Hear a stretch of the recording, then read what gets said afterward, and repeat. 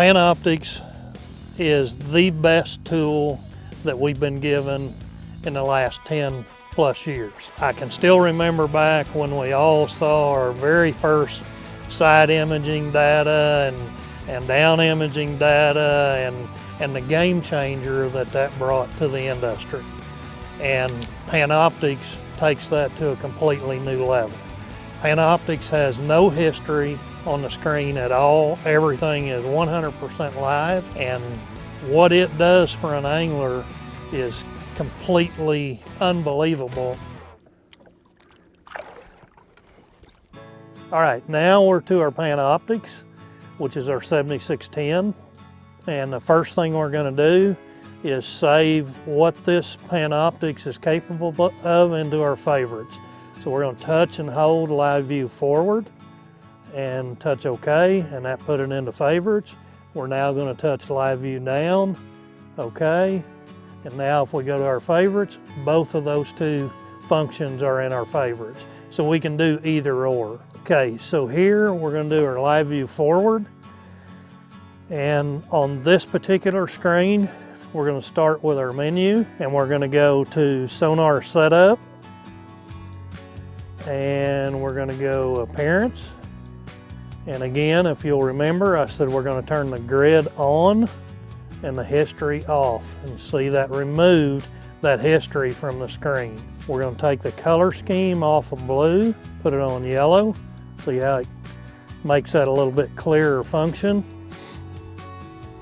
Okay, and then we're going to go back, menu, edit, and we're going to take the sidebar off, back,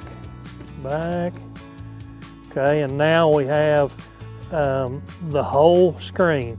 Now if you look here, the gain is on auto medium, and for most anglers you can actually take and put this into auto low, and it'll clean that screen up really nicely for you, and it can function on auto. Then the second thing is it defaults to an auto on your distance forward that it's looking, which is right here.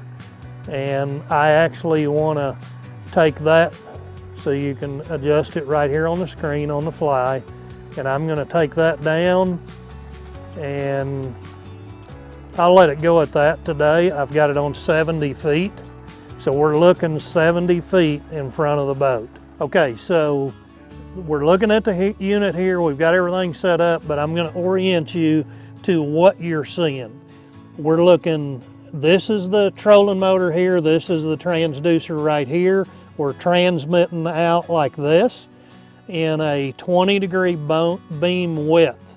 That's the width of the signal that I'm transmitting from the trolling motor. I'm looking 70 foot. This is the depth range of the water, and this will adjust as soon as the transducer locks on bottom. This is our Panoptix transducer. This is a PS22, significantly lighter weight than the original PS31. PS31 weighed about 8.5 pounds. This one here is probably a pound or so. Here's the shaft of the trolling motor. Transducer hardware mounts to the shaft.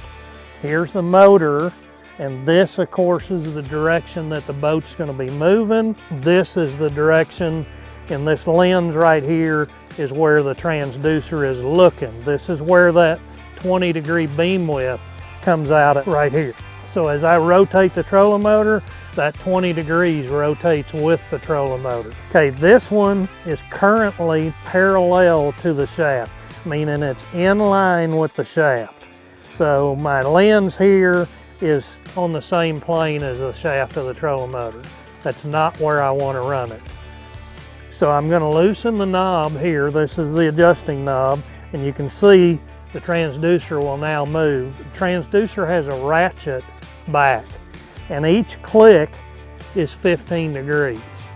And I want that transducer to be 15 degrees down when it's looking forward. So when I'm looking at live view forward, I want this PS22 on one click down, which is 15 degrees, and it'll still look all the way to the surface. And that's it. I mean, that's pretty much what you want to do there. Really, really good technology. It's great for crappie guys, catfish guys, bass guys, anything you are, this technology can make you better.